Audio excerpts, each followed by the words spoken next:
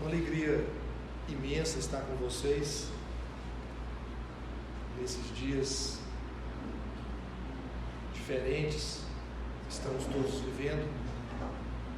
Estava marcado para eu estar com vocês em abril do ano passado, mas por conta da pandemia, a agenda de todas as igrejas foram suspensas.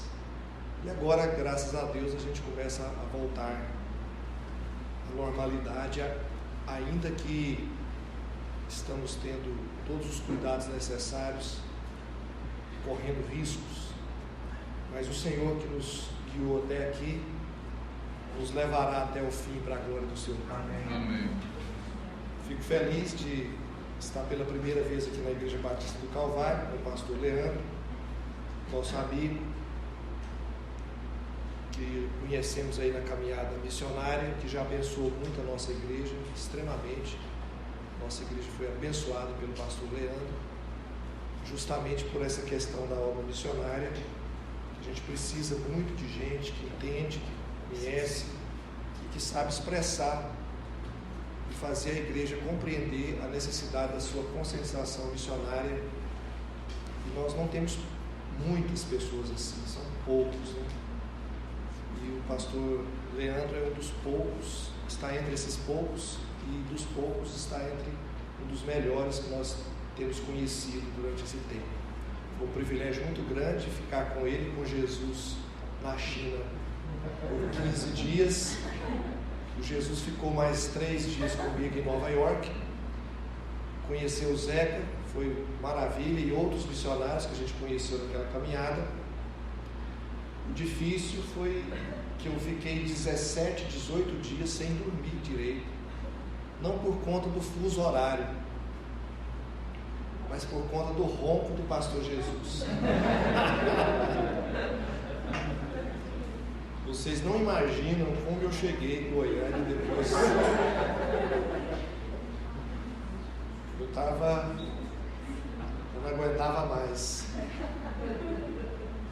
E o estresse do pastor Leandro, porque ele é muito... Eu gosto muito de dormir, irmãos. Eu acho bom demais dormir. E ele tem a mania de acordar. Acordava a gente 6 horas da manhã para a gente pegar a estrada e tomar café a 0 graus. E ele fazendo café lá no carro, no tempo. Que dificuldade. Mas sobrevivemos, fomos muito abençoados, enriquecidos com tudo que aprendemos e compartilhamos. Foram dias assim maravilhosos, né, Leandro? Naquele carro ali, apesar do medo e do susto que aquele motorista chinês passou, principalmente em mim, né? O Jesus estava igual o Jesus mesmo. O Leandro, não sei se porque já conhecia o chinês, não se assustou, mas eu perdi a paciência e falei algumas coisas difíceis para o chinês ouvir, se ele fosse brasileiro, né? Se ele entendesse português. Mas como ele não entende nada, ele achou que eu estava elogiando. Mas foram dias abençoados. Eu louvo a Deus então por caminhar com vocês. Fiquei feliz de ver a irmã Reila, que nos ajudou muito lá na 4ª igreja, num período extremamente difícil da igreja, que eu tive o privilégio de ajudar os irmãos ali e rever alguns irmãos aqui. Bem, quando o pastor me chamou para pregar e disse que era aniversário da igreja, a gente já fica, aceita o convite, depois que aceita, a gente fica pensando, o que o senhor quer que a gente diga, né? O que a gente vai falar. E orando e esperando a direção do Senhor. E essa semana então eu tive a direção de falar sobre a igreja filipense e pensar algumas qualidades dessa igreja que eu vejo importantes, que todas as igrejas deveriam olhar para essas qualidades e procurar imitar. A Bíblia manda a gente imitar a fé dos nossos pais na fé, das pessoas que foram bênçãos nas nossas vidas, que nos instruíram no caminho cristão e que permaneceram firmes até o final.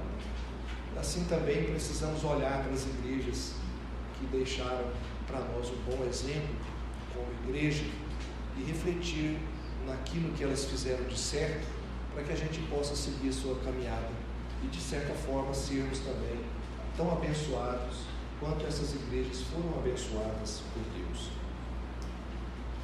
Eu quero ler para vocês, com vocês, Filipenses 1, de 1 a 8. Nós já lemos aqui no culto, de 9 a 11. Eu quero ler Filipenses, capítulo 1, de 1 a 8. Paulo e Timóteo, servos de Cristo Jesus, a todos os santos em Cristo Jesus, inclusive bispos e diáconos que vivem em Filipos. Que a graça e a paz de Deus, nosso Pai, e do Senhor Jesus Cristo estejam com vocês. Dou graças ao meu Deus por tudo que me lembro de vocês, fazendo sempre com alegria súplicas por todos vocês, em todas as minhas orações. Dou graças pela maneira como vocês têm participado na proclamação do Evangelho, desde o primeiro dia até agora. Estou certo de que aquele que começou a boa obra em vocês há de completá-la até o dia de Cristo Jesus. Aliás, é justo que eu assim pense de todos vocês, porque os trago no coração, seja nas minhas algemas, seja na defesa e confirmação do Evangelho, pois todos vocês são participantes da graça comigo. Pois Deus é testemunha da saudade que tenho de todos vocês, do profundo afeto de Cristo Jesus. Toda vez que eu leio alguns textos da Bíblia, quando eu leio, mesmo que repetidas vezes, eu me emociono. Este é um deles. Quando Paulo, preso em Roma, recebe a visita de Epafrodito, que era membro da igreja filipense, e que sai da Macedônia e vai a Roma, preocupado com o apóstolo Paulo, em nome da igreja, para levar não só uma oferta para ele, mas também levar o carinho, o cuidado, a atenção da igreja com o seu missionário. E quando eu leio essas frases iniciais, esses versículos iniciais, eu percebo como Paulo amava essa igreja, como havia uma intimidade entre Paulo e a igreja aos filipenses. O apóstolo Paulo teve a oportunidade de Deus de fundar várias igrejas, mas nenhuma igreja Paulo demonstra tanto afeto, carinho, amor, quanto a igreja de Filipe, que nasceu em Filipos. É uma igreja extremamente amorosa, extremamente cuidadosa, e o apóstolo Paulo sempre lembra deles com alegria. Talvez para um membro comum é mais fácil lembrar da igreja com alegria, mas para um missionário, um pastor que conhece os meandros da vida eclesiástica, nem sempre a gente lembra com alegria de todas as igrejas. Eu já tenho muitos anos de ministério pastoral. Tive o privilégio de trabalhar não só com a Igreja Batista Filadélfia, desde a sua fundação, quando ela foi organizada, há 32 anos atrás, mas tive também o privilégio de trabalhar com muitas igrejas. Sou filho da 4ª Igreja Batista, trabalhei com várias igrejas e trabalho até hoje. E há igrejas que eu não tenho muita saudade, não. Algumas igrejas por onde eu passei com as quais eu trabalhei, que eu não tenho tanta saudade assim. Há 3 anos atrás, tive que dar um tempo da minha vida ajudando um grupo lá de Recife, e reunido com a liderança, eu disse para aqueles irmãos, depois de averiguar toda a situação, eu disse a eles: essa igreja tem um trono de Satanás no meio dela. É muito triste, mas o próprio João teve essa revelação da parte de Jesus sobre uma das igrejas do Apocalipse. Havia sido estabelecida naquela igreja o trono de Satanás. Então a igreja de Filipos é uma igreja que nos inspira, que nos alegra, que nos anima. E já que a igreja está completando 2 anos, coisa melhor é quando está novinho já começar certo, né? Começar certo desde o início é bem melhor do que ter que consertar depois. Então, às vezes, eu tenho assim, algumas dores, porque Deus me coloca para ajudar igrejas que estão em processo de consertar, né? Paulo colocou Tito em Creta para colocar as coisas em ordem, né? Ele escreve no versículo 5, capítulo 1, por esta causa te coloquei em Creta, para colocar as coisas em ordem. Então,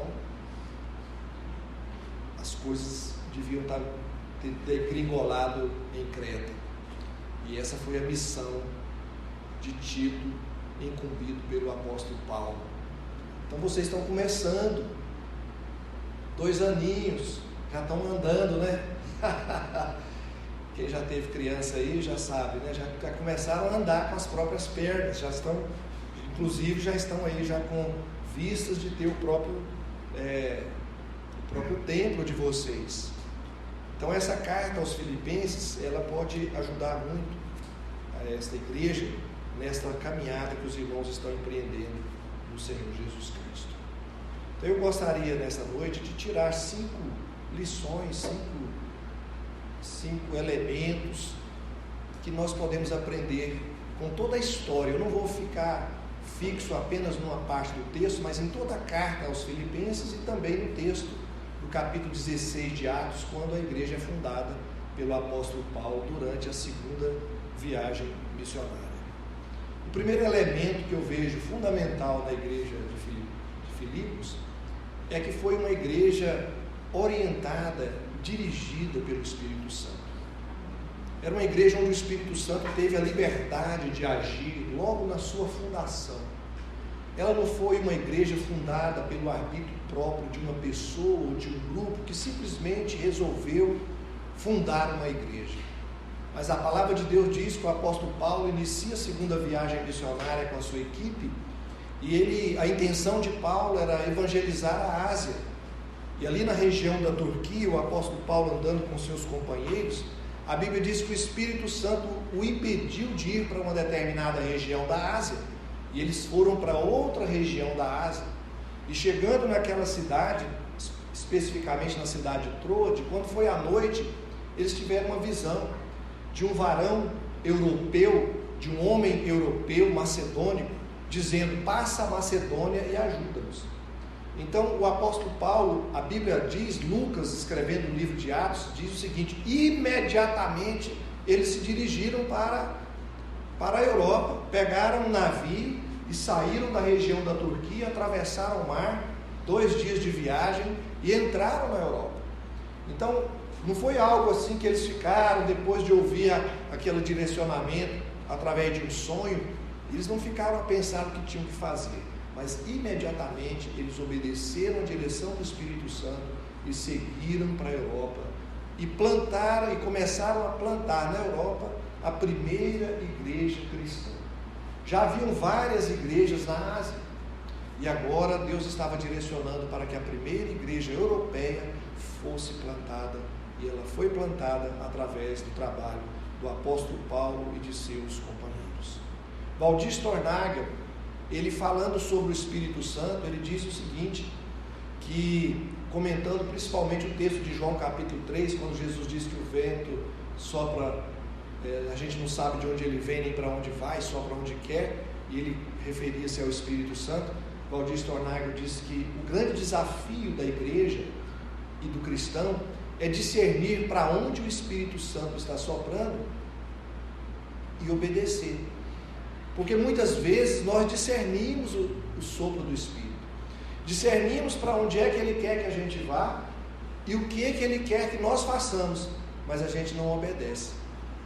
Então essa igreja, a igreja filipense, nasce desse sopro do Espírito, da direção do Espírito Santo, da condução do Espírito Santo e da obediência missionária de seus agentes. Então o Espírito Santo é que dirige a igreja, o Espírito Santo é que conduz a igreja, o Espírito Santo é que orienta a igreja, é o Espírito Santo que convence o homem do pecado, da justiça e do juízo. Mas ele não só o convence do pecado, da justiça e do juízo, mas ele também orienta e dirige esse homem, essa mulher, e dirige a sua igreja durante toda a sua caminhada. Então, o primeiro elemento para que a igreja seja eficaz no seu testemunho é que ela seja uma igreja que ouça a voz do Espírito Santo, que ouça a direção do Espírito Santo e que obedeça a orientação do Espírito Santo. Que não seja como aqueles que ouvem e não obedecem, como diz Jesus terminando o Sermão da Montanha, né? Pessoas que escutam, ouvem e não obedecem. Ali, finalizando o Sermão da Montanha, Jesus diz que do grupo daqueles que estão reunidos, cultuando a Deus, servindo ao Senhor, esse grupo se divide em dois: os que ouvem e obedecem, e os que ouvem e não obedecem. E o que faz a diferença, ambos conseguem construir uma casa espiritual, edificar uma vida, mas o que vai fazer diferença na vida deles é a tempestade. Quando vem a tempestade, vai revelar aqueles que realmente firmaram as suas vidas na rocha que é Jesus Cristo, que tiveram uma conversão genuína, porque se nós somos filhos de Deus, nós obedecemos a direção do Espírito Santo. Escrevendo aos Tessalonicenses, o apóstolo Paulo diz que nós não podemos apagar o Espírito Santo. E aos Efésios, no capítulo 4, ele vai dizer que nós não devemos entristecer o Espírito Santo. Então, às vezes, como igreja, às vezes, como cristão, nós entristecemos o Espírito Santo. E é interessante que no mesmo texto onde ele diz que nós não devemos entristecer o Espírito Santo, ele também diz: não deis lugar ao diabo. Então a igreja, ela tem que estar em constante vigilância, o cristão, para que nós tenhamos esse primeiro elemento encontrado na igreja filipense. Uma igreja que ouviu, que ouvia a orientação e a direção do Espírito Santo e seguia obedecendo a direção do Senhor. Amém? Amém. O segundo elemento que eu percebo na igreja aos filipenses, e que foi falado aqui essa noite, é a questão da pregação do Evangelho. Essa igreja, ela nasce com a pregação do Evangelho, e ela vai terminar a sua história, narrada pelo apóstolo Paulo, firme na pregação do Evangelho. Um dos motivos de ação de graças que o apóstolo Paulo escreve logo no início desse texto que a gente leu, é que ele era grato àquela igreja que permaneceu firme na pregação do Evangelho com ele desde o início até aquele momento quando o apóstolo Paulo se encontrava preso na cidade de Roma. A pregação do Evangelho. Paulo, quando chega na cidade de Filipos com seus amigos, companheiros de viagem, ele estuda a situação da cidade e descobre que não havia sinagoga em Filipos, mas um grupo de mulheres judias se reuniam para orar, e de judeus se reuniam para orar à beira do rio, onde as mulheres também lavavam roupa. Então o apóstolo Paulo vai para aquele local, e ali na beira do rio ele começa a pregar o Evangelho, e ali começa a se converter pessoas. A primeira pessoa que se converte é uma mulher chamada Lídia, vendedora de púrpura, asiática, que havia se mudado para a Europa e trabalhava naquela região, e a Bíblia diz que era uma mulher muito rica, e muita gente começou a se converter, e Paulo começa a pregar o Evangelho ali. E é interessante que depois, quando ele liberta aquela mulher escrava que tinha o espírito de adivinhação, uma das coisas que ela disse é que Paulo ensinava o povo o caminho da salvação.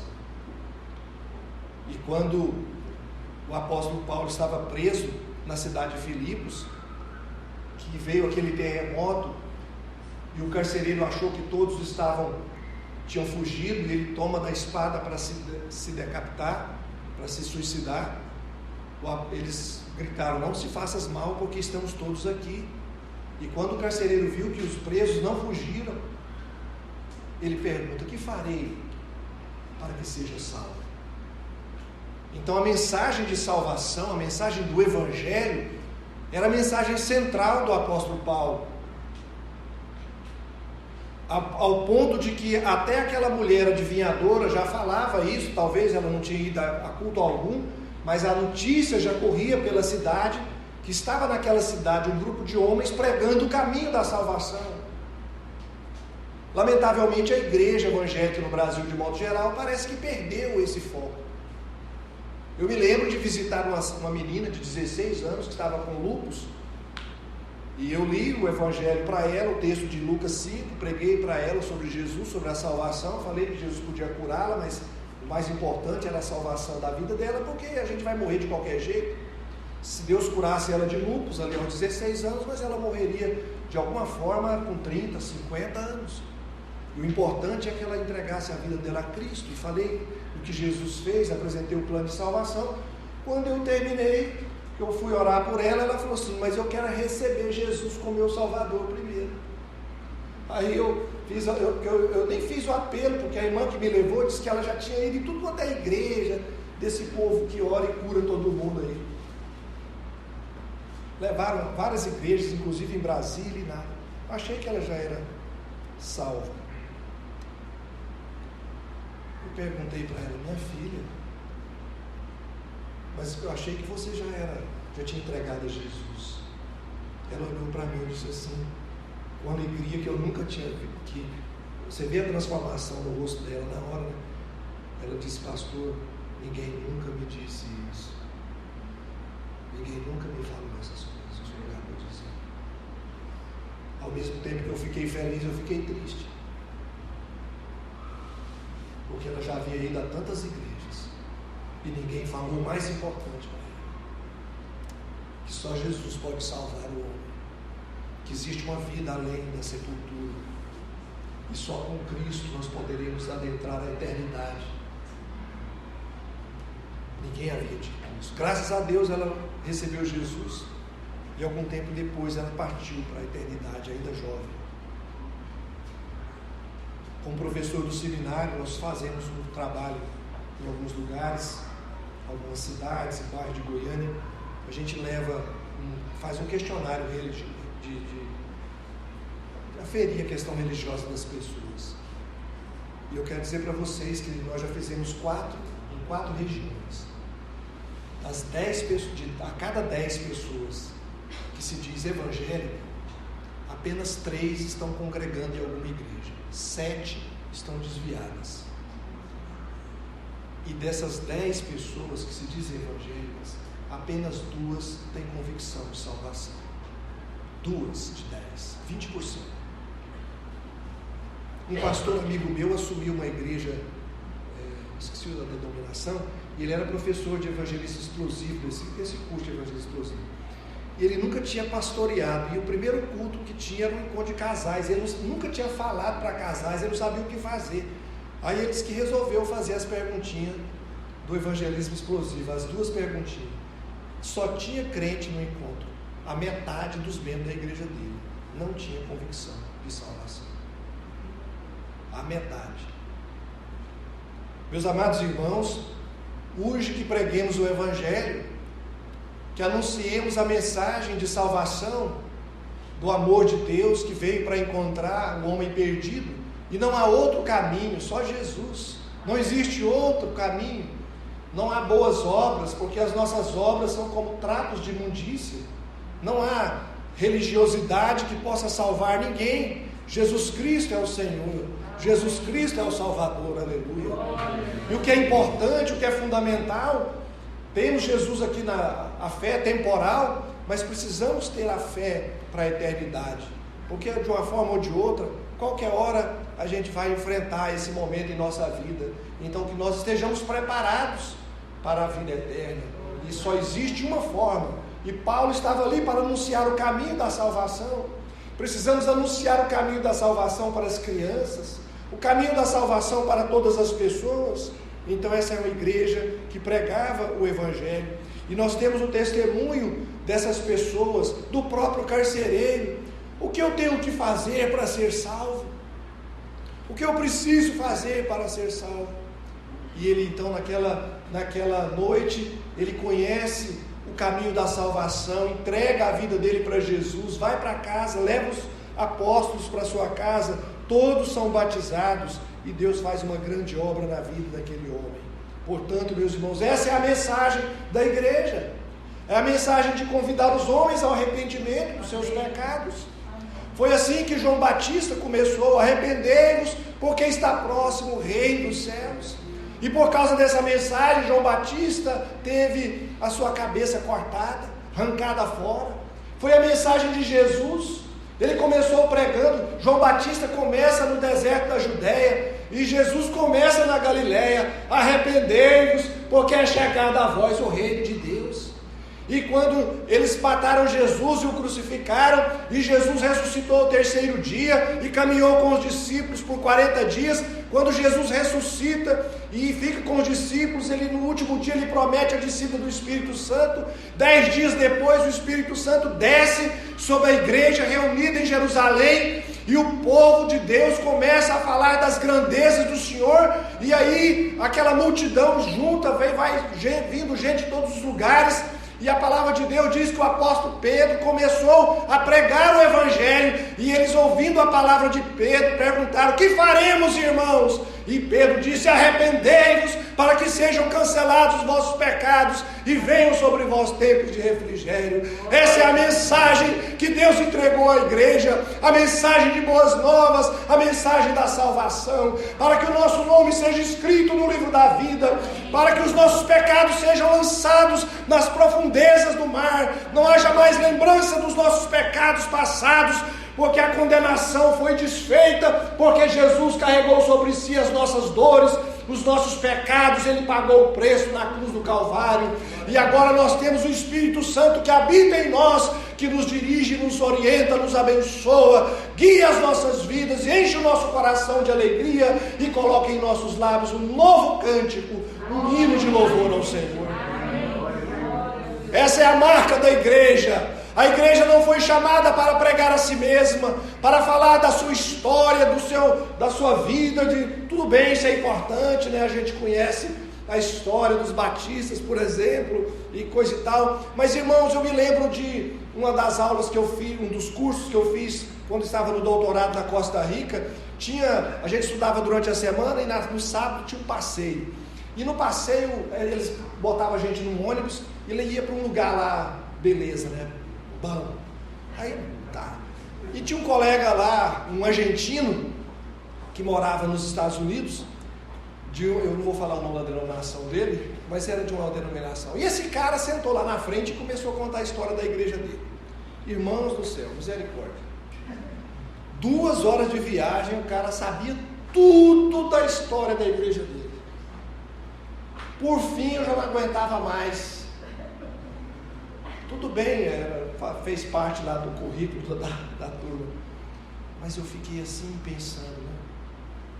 Tudo bem, tem gente que conhece todas essas coisas, mas nós fomos chamados para apontar para Jesus Cristo, o Senhor e o Salvador da nossa vida. É importante a história da igreja local?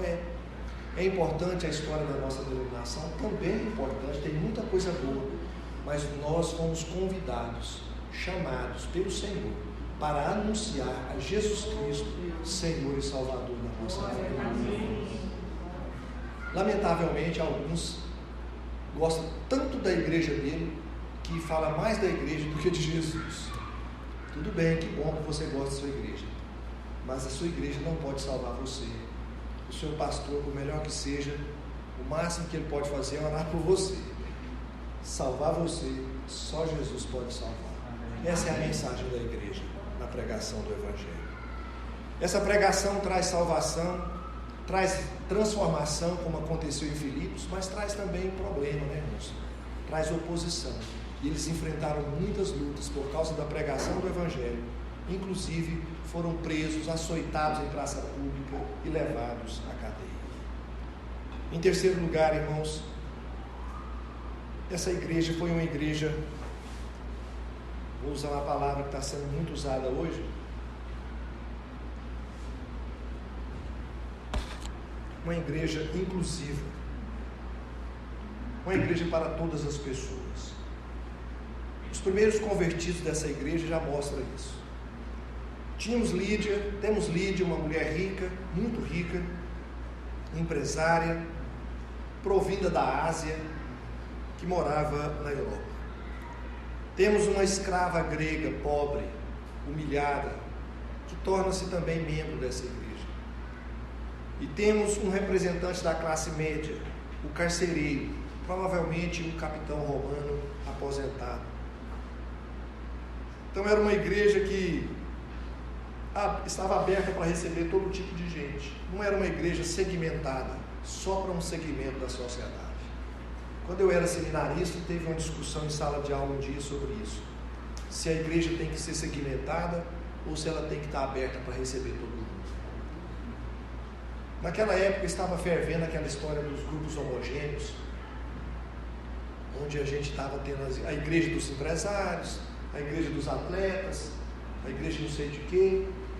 Como ferramenta de evangelização, tudo bem. Mas como representatividade da igreja do Senhor Jesus, não. Não pode ser só a igreja dos pobres, nem só a igreja dos ricos. Não, tem que ser a igreja de todos, de homens e mulheres, pobres e ricos, gente de todo tipo. Quanto mais gente, de todo jeito, melhor para a igreja. Louvado seja o nome do Senhor. Amém. Uma igreja aberta para receber todos os tipos de pessoas, seja elas quem forem, vão ser recebidas como elas estão, embora não continuarão como estão, porque serão transformadas pelo poder do Evangelho, na ação do Espírito Santo. Então temos que ter um coração aberto, uma igreja pronta para receber, para acolher, para cuidar de todos os tipos de pessoas, seja elas quem forem, venham de onde vier, a igreja deve estar pronta para receber. E que ela esteja aberta para pregar o Evangelho também para todo tipo de pessoas. Eu me lembro de uma irmã da igreja, chegou para mim e disse: pastor, eu quero fazer um curso de Libras, porque eu quero cuidar dos surdos. Aí eu falei: mas irmã, aqui na igreja não tem surdo. Aí ela disse assim: pois é, pastor, mas Deus me chamou para trabalhar com surdos. Aí eu: você tem certeza? Tem, pastor. Então tudo bem, irmão. A senhora quer o quê? Não, eu quero que primeiro a igreja me abençoe, ore por mim. Segundo, que a igreja ajude a pagar o curso. Tudo bem, levei lá para a igreja e os irmãos abençoaram a irmã. Mas eu fiquei pensando: será possível? Não tem um surdo aqui na igreja? Será que Deus falou mesmo com essa irmã? Porque se a gente questionar, quando a pessoa falar Deus falou comigo, é difícil você, né, pastor, questionar se falou ou não, porque é uma coisa pessoal, né? Então só tinha um jeito de saber, irmão, dar corda, né? Pois vocês não adivinham, irmão, que o negócio deu certo? Foi Deus mesmo? Então começou a chegar surdo na igreja. Tem lógica? Não tem lógica, porque Deus não tem lógica. Quando Deus, tem lógica Deus mandar um cara matar o próprio filho? Deus mandou Abraão fazer isso. Não é coisa, Deus não podia fazer isso, mas Deus mandou, né? Então Deus agiu, aí começou a chegar surdos, e aí foi indo, aí começou a aparecer mais gente para estudar também, e nasceu aquele ministério abençoado e abençoador para a glória do Senhor. Amém. Então uma igreja aberta para receber as pessoas, todo tipo de pessoas. Essa era uma marca da igreja filipense, e essa é uma marca que toda igreja deve procurar seguir. Em quarto lugar, irmãos, era uma igreja que cuidava dos seus missionários, dos seus obreiros. Não abandonava. Paulo registra na sua carta que ele foi abandonado por algumas pessoas. Lá quando escreve a Timóteo, a segunda carta, ele vai dizer que todos me deixaram, só Lucas está comigo. Ele registra nessa carta aos Filipenses que a única igreja que se associou com ele foi a igreja filipense, embora ele havia fundado outras igrejas, mas a única igreja que se associou com ele no tocante a dar e receber foi só a igreja filipense. Geralmente, quando a gente vai ver o número de igrejas que sustentam missionários, são poucas. Quando eu comecei a estudar esse negócio, eu fiz uma pesquisa na Convenção Batista Nacional. Na ocasião nós éramos 1.300 igrejas e nós tínhamos apenas 132 igrejas que contribuíam com o trabalho missionário transcultural da Convenção Batista Nacional. E olha que os batistas nacionais dizem que são dirigidos pelo Espírito Santo. E se tem uma coisa que o Espírito Santo é missionário, tem ninguém que impulsiona mais para a missão do que o Espírito Santo. E uma igreja que se diz cheia do Espírito Santo, mas que não se apega aos missionários, que não apoia a obra missionária, que não sustenta os missionários, eu tenho dúvidas que essa igreja seja realmente cheia do Espírito Santo. É outro Espírito que está coordenando o negócio lá, menos o Espírito Santo. Essa igreja, irmãos, amava tanto Paulo, que sabendo que ele estava preso em Roma, eles mandaram uma oferta e mandaram um dos melhores líderes da igreja, que é Epafrodito, para levar essa oferta.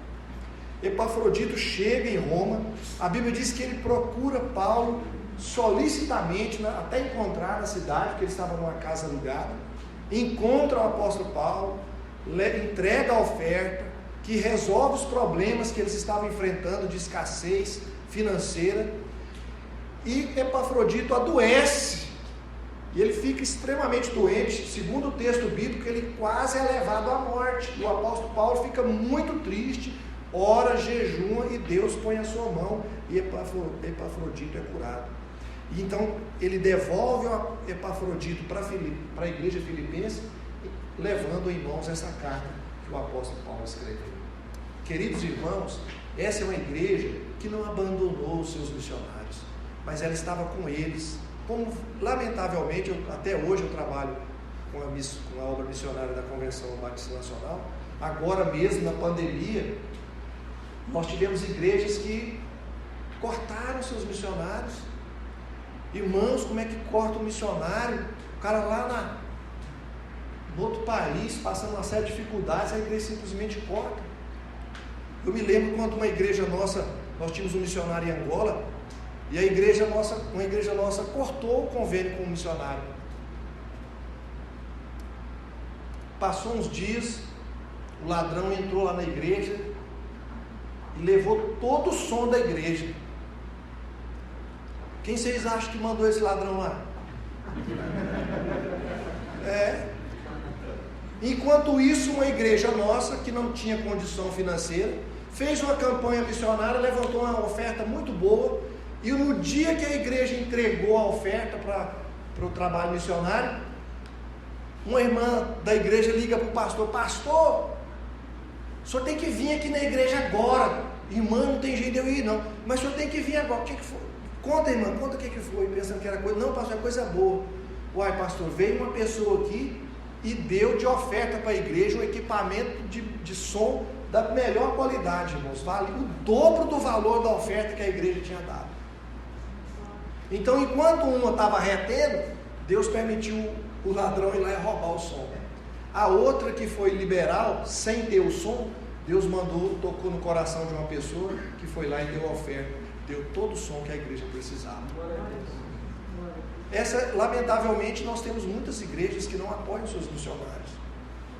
Essa igreja, a igreja filipense, era uma igreja que amava e cuidava dos seus missionários. Não só com dinheiro, mas com amor, com preocupação, querendo saber o que estava acontecendo com a vida deles. Quantas vezes eu já ouvi, eu me lembro de um que, no campo, passando dificuldade, a esposa teve câncer, e eu sabia de muita gente, muitas igrejas que eram envolvidas com ele, e aí eu procurei, ele disse: pastor, só teve um pastor, só um pastor, que me ligou toda semana e orou comigo, até que a minha mulher foi curada pelo Senhor. Só um. Na hora mais difícil, longe da família, noutra cultura, onde ele precisava tanto de ser cuidado e pastoreado. Tanta gente conhecia aquele camarada, conviveu com ele, mas só um se preocupou com a situação que ele estava sofrendo. E a esposa estava com câncer e estava grávida. E só um daqueles 15 com quem ele tanto conviveu. Então, irmãos, nós precisamos ser uma igreja que se preocupa com os nossos missionários, que ora por eles, que procura saber o que está acontecendo, que se interessa por eles, que manda oferta, ótimo, temos que mandar, mas que se preocupa também com a situação da vida deles, como eles estão. E finalmente, irmãos, a igreja filipense era uma igreja que não parava diante do sofrimento. diante das tribulações, ela não ficava paralisada. Porque muita gente, quando vem a dor, vem o sofrimento, ele fica paralisado. Eu tive o privilégio, tenho tido ao longo da minha vida, conhecer pessoas crentes, que quando eles passam pelas maiores tribulações, são quando eles dão o testemunho mais bonito e maravilhoso da vida deles. Eu tive na igreja uma irmã que era passadeira de roupa, irmã Ana Ribeiro.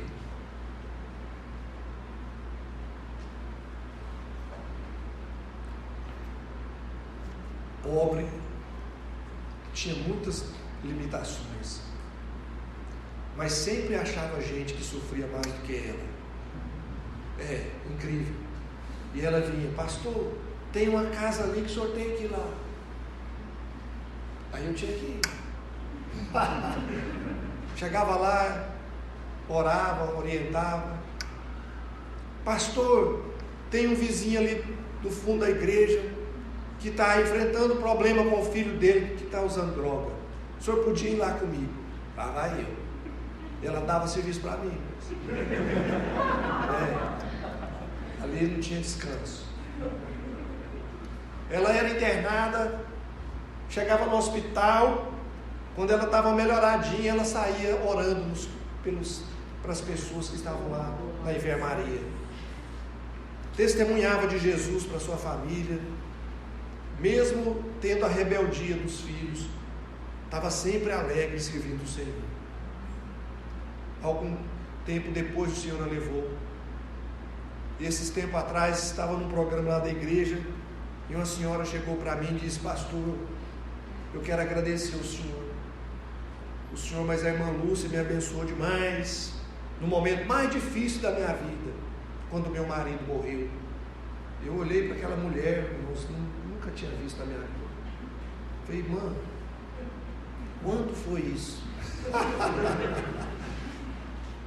Aí ela falou assim: há 20 anos atrás, meu marido faleceu, e eu queria me acabar, queria me matar, o sofrimento era grande, e a irmã Ana Ribeiro levou o senhor lá em casa com a irmã Lúcia, e o senhor leu a palavra de Deus, e orou por mim com a irmã Lúcia, e naquele dia, aquele espírito de morte saiu do meu coração. Amém.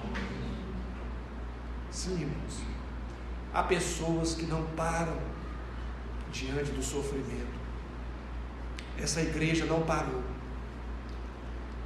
Quando no início dela vem a prisão de Paulo, Paulo foi espancado junto com Silas na praça pública, tiraram as roupas, espancaram Paulo, bateram nele, soldado romano, homens fortes, espancaram Paulo, cortaram as costas dele, de Silas, e eles foram para a cadeia. E por que eles foram presos? Porque estavam pregando o evangelho, porque expulsaram o demônio de uma jovem escrava que era humilhada por seus donos e dava lucro a eles. Então Paulo vai para a cadeia com as costas machucadas junto com Silas. Eles estavam sofrendo, e o que eles fizeram? Reclamar, lamentar, murmurar? Não, a Bíblia diz que à meia-noite eles louvavam o Senhor. Não dava para deitar porque as costas estavam rasgadas, as pernas manietadas. Sentados, eu imagino a dor que eles estavam sentindo. Eles louvavam o Senhor. Quais eram os hinos que eles cantavam, nós não sabemos. Alguns dizem que Filipenses 2 era um desses hinos que o apóstolo Paulo e Silas cantavam. O fato é que aquela mensagem cantada falou ao coração dos presos e falou também ao coração do carcereiro. Uma igreja que não para diante do sofrimento, mas uma igreja que glorifica o Senhor no meio da dor, que exalta o nome do Senhor, que prega o evangelho, que continua trabalhando mesmo no meio da dor e do sofrimento.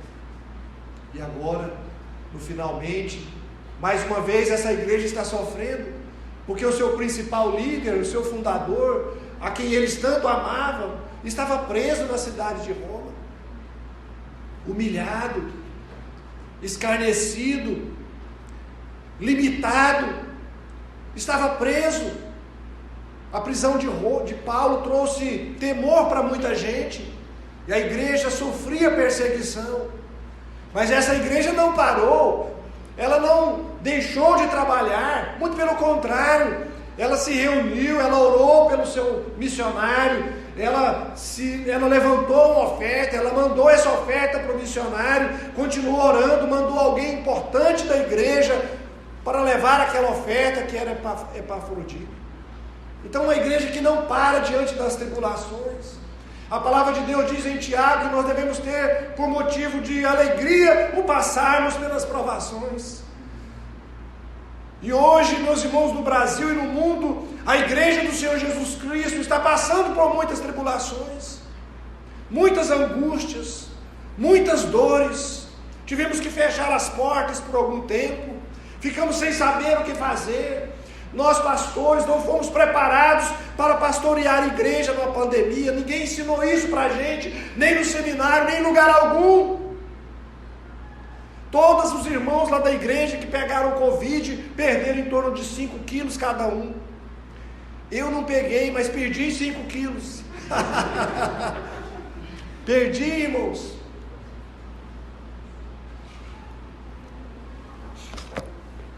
Noites, preocupações. Eu tinha acabado de ser eleito presidente da convenção há 3 meses atrás. Fizemos um alvo para a missão, para a obra missionária. Os nossos convênios vencem no prazo de 1 ano, no mês de abril. O dinheiro que a gente tinha acabava em abril, porque a gente já faz os compromissos. Fizemos o desafio da obra missionária e as igrejas fecharam em março. Muitos irmãos estavam enfrentando dificuldade financeira. Como que eu vou pedir dinheiro? Como que eu vou falar em dinheiro numa época dessa? Eu não tinha coragem de fazer um negócio desse. E aí reunimos a liderança. Irmãos, o que a gente vai fazer? E os irmãos, vamos continuar. E vamos orar. E vamos fazer galinhada, sorvetada, só não vamos fazer cachorrada, mas o que precisar fazer, nós vamos fazer. Irmãos, o culto era 16 ou 19 de março, não me lembro, de maio, a oferta é em abril, quando foi um mês antes, uma das associações, são 4, depositou a metade da oferta. Nunca aconteceu isso, irmãos. A metade, ué, Deus está... E resultado, irmãos, nós levantamos no mês de maio a maior oferta missionária do projeto que a gente tem de 12 anos até aqui, para a glória do Senhor. Sem explorar, sem ficar falando nessas coisas, sem absolutamente nada. O Espírito Santo do Senhor tocou no coração do povo. Nós não paramos. E é interessante como que justamente as programações que a gente fez de missões, as lives, aquele negócio todo, é que trouxe ânimo para a gente. Porque, irmãos, eu não sei o pastor pastor Leandro, mas eu fiquei num desânimo no começo. Pensa no desânimo. Tinha dia que eu acordava de manhã, abria a janela do meu quarto assim, olhava para a cidade, orava pela minha família, pela cidade, pela igreja, e falava assim: eu tenho misericórdia de todo mundo, mas principalmente de mim. Eu estava igualzinho aquele pastor, aquele aluno da escola dominical que a mãe chega para ele e diz: meu filho, escola dominical, meu filho. Não vou na escola dominical. Vai, não vou, mano. Vai sim. Eu quero que a senhora me dê 3 motivos para eu ir para a escola dominical. Aí a mãe: o primeiro é que você é meu filho, e filho meu vai para a escola dominical. Tudo bem. E o terceiro? E o segundo? O segundo é que você já tem mais de 40 anos. Bom. E o terceiro? O terceiro é que você é o pastor da igreja.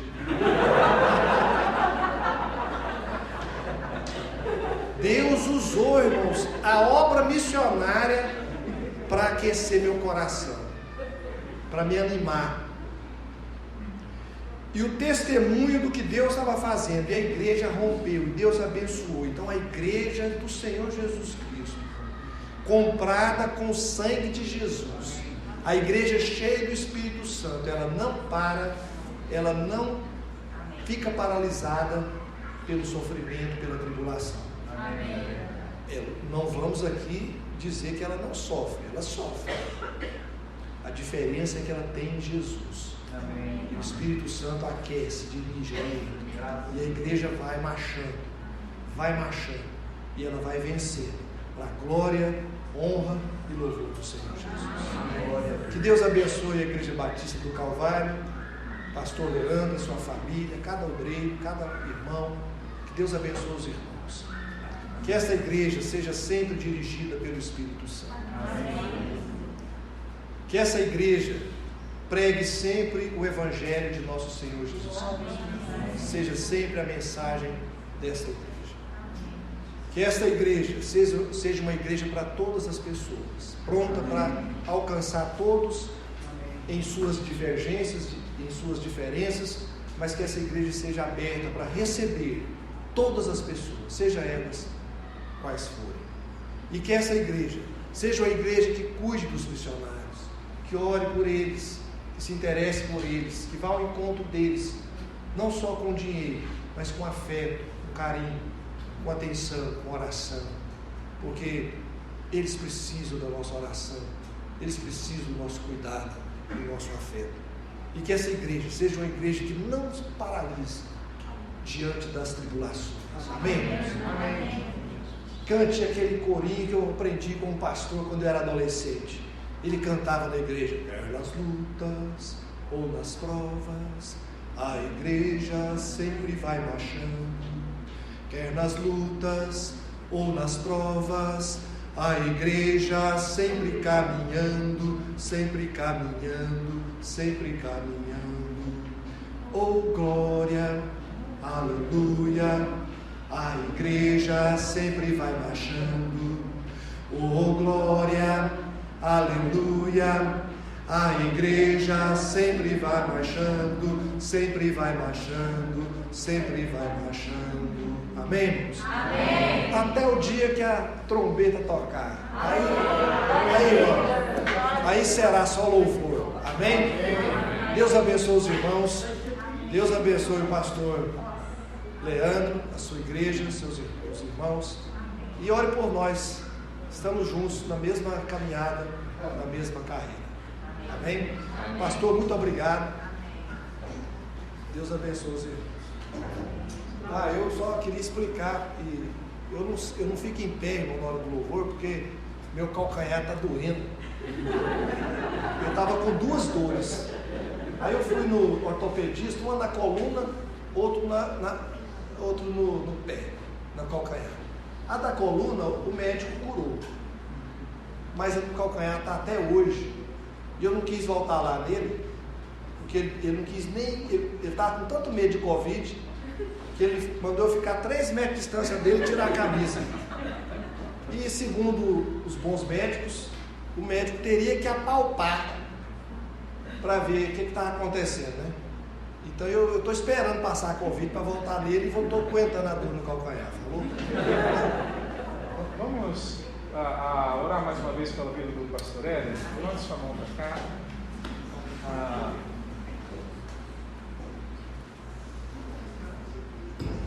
Vamos orar. Senhor Deus, nós agradecemos, ó Pai, pela instrumentalidade, pela forma como o Senhor usou o pastor Éder hoje à noite. Amém. Agradecemos, ó Pai, pela palavra que o Senhor trouxe às nossas vidas hoje. Que o Senhor possa abençoar a Igreja Batista de Filadélfia, amém, a família do pastor Éder, a Lúcia, todos os membros ali, os missionários que são sustentados por eles. Ó Pai, Senhor, derrame da tua graça, da tua misericórdia, abundantemente, ó Deus, da minha igreja. Amém. Deus, o Senhor dirija também, ó Deus, os próximos passos, as decisões, amém, e os desafios que eles têm que enfrentar pela frente. Amém. Muito obrigado pela vida deles, que o Senhor possa abençoar. Em nome de Jesus. Amém. Amém. Obrigado.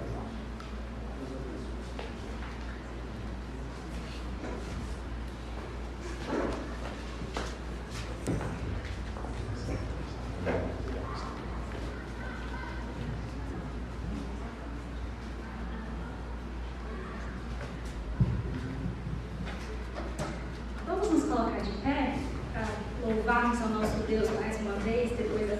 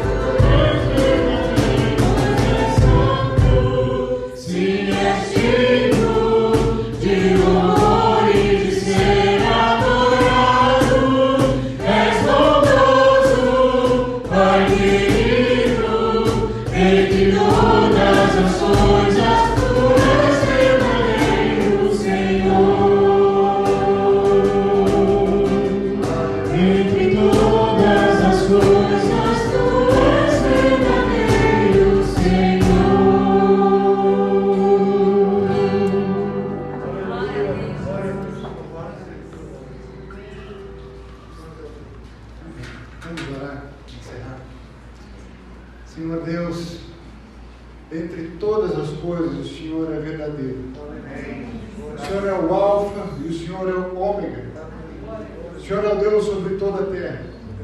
Pai, se alguém aqui nessa noite ainda não entendeu que a vida é para ser tua, em nome de Jesus, Pai, fala aos corações que não se demore, porque Cristo vem.